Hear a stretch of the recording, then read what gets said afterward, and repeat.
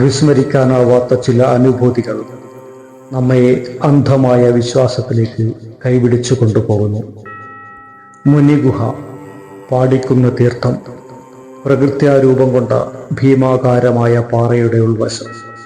ഒരു വലിയ ഗുഹ. ഒരു കാലത്ത് ഒരു സന്യാസി ഇവിടെ താമസിച്ചിരുന്നതായും ഭക്തർക്ക് അനുഗ്രഹം നൽകി വന്നതായും കേട്ടുകേൾവി. ആയതിനാലാണ് ഇവിടം മുനി ഗുഹ എന്ന് അറിയപ്പെടുന്നത്. ഗുഹാന്തരീക്ഷം അതിശാന്തമാണ്.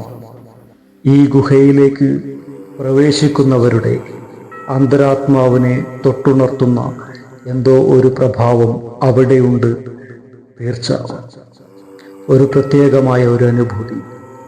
ഗുഹാന്തർഭാഗത്തെ അന്തരീക്ഷത്തിൻ്റെ ശാന്തത പോലെ തന്നെ മനസ്സും ശാന്തമാകുന്നു. ഒന്നുകിൽ ഇവിടെ താമസിച്ചിരുന്ന താപസമുനിയുടെ തപോ ചൈതന്യമാവാം, അല്ലെങ്കിൽ ഈ ഗുഹാചൈതന്യത്തെ മനസ്സിലാക്കി മുനി അവിടെ താമസിച്ചതാവാം. വിസ്മരിക്കാനാവാത്ത ചില അനുഭൂതികൾ, ചില അനുഭവങ്ങൾ നമ്മെ അന്ധമായ വിശ്വാസത്തിലേക്ക് കൈപിടിച്ചു കൊണ്ടുപോകുന്നു. നിർത്താത്ത ശുദ്ധജല നീരുറവ ചെറിയ ചാലായി മാറി വളപട്ടണം പുഴയിലേക്ക് പതിക്കുന്നു. പൗരാണികതയുടെ മണമുള്ള ഈ തീർത്ഥഗുഹ, മുനിശ്രേഷ്ഠന്റെ തപോകേന്ദ്രമായിരുന്ന ഈ ഗുഹ ഇനി ആധുനികതയുടെ രൂപമണിഞ്ഞു.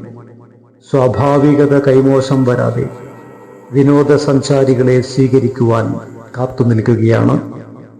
പൗരാണികതയുടെ മൗനാനുഗ്രഹത്തിൻ്റെ ഭാവം വെടിഞ്ഞ് ആധുനികതയുടെ ആരവങ്ങൾ ഇനി ഇവിടെ മുഴങ്ങിക്കേൾക്കും.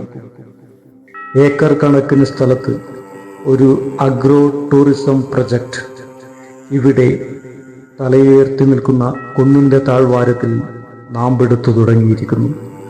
കൂടുതൽ വിശേഷങ്ങൾ നമുക്ക് പിന്നീട് കാണാം.